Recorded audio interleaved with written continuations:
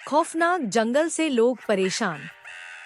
एक समय पहले एक गांव में रामू नाम का एक व्यक्ति था।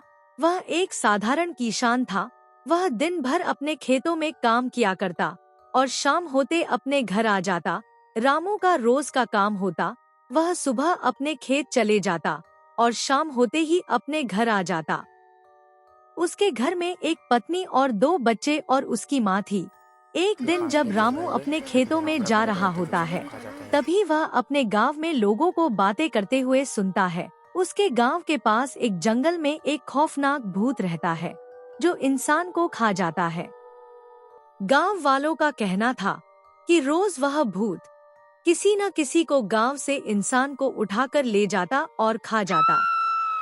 नहीं तो वह शरीर को फाड़ के अलग अलग दिशाओं में फेंक दिया करता और इस तरह से गांव में हमेशा खौफ बना रहता और अंधेरा होने से पहले गांव वाले अपने दरवाजा बंद कर दिया करता और घर से कोई नहीं निकलता है। इस तरह से गांव में हमेशा अशांति बनी रहती है।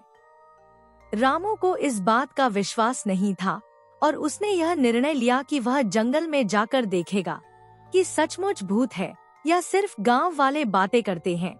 एक रात जब चांदनी रात था और काफी अंधेरा था, गांव वाले सब लोग सो गए थे। रामू अकेला जंगल की ओर निकल गया। जंगल की गहरी चुप्पी में उसकी दिल की धड़कन बहुत ज्यादा तेज होने लगा और बहुत ज्यादा डरने लगा। वह जैसे ही जंगल के अंदर पहुंचा, उसने एक अजीब सी आवाज सुनी, भाऊ भाऊ यहाँ आओ। रामू ने जब उस आवाज का पीछा किया तो आगे देखा कि सामने एक शख्स खड़ा है जो बहुत भुतहा और डरावना लग रहा है। वह भूत रामू से कहने लगा, मैं तुम्हें नहीं छोड़ूंगा। रामू ने हिम्मत जुटाकर कहा, तुम कौन हो और मुझे क्यों डरा रहे हो, और तुमने गांव वालों को क्यों परेशान करके रखा है?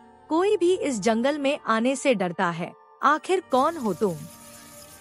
फिर भूत ने अपनी पूरी कहानी बताई। भूत ने बताया कि वह एक समय पहले इस गांव का निवासी था।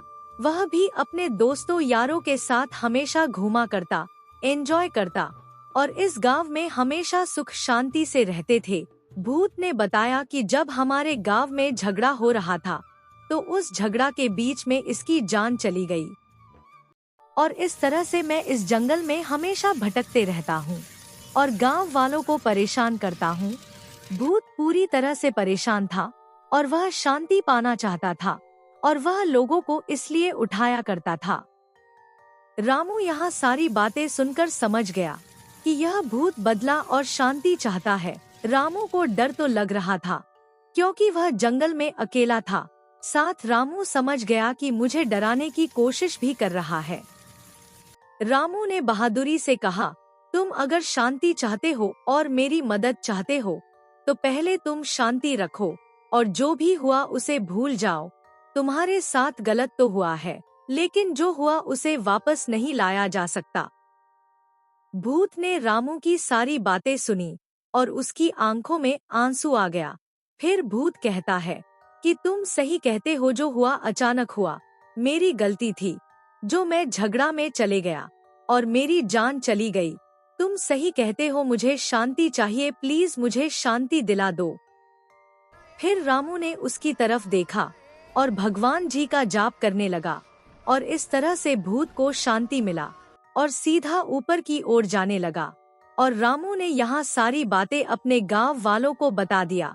फिर उसके बाद से अगले दिन से सब गांव वाले उस जंगल की ओर आने जाने लगा और इस तरह से गांव वाले सुख शांति से रहने लगा।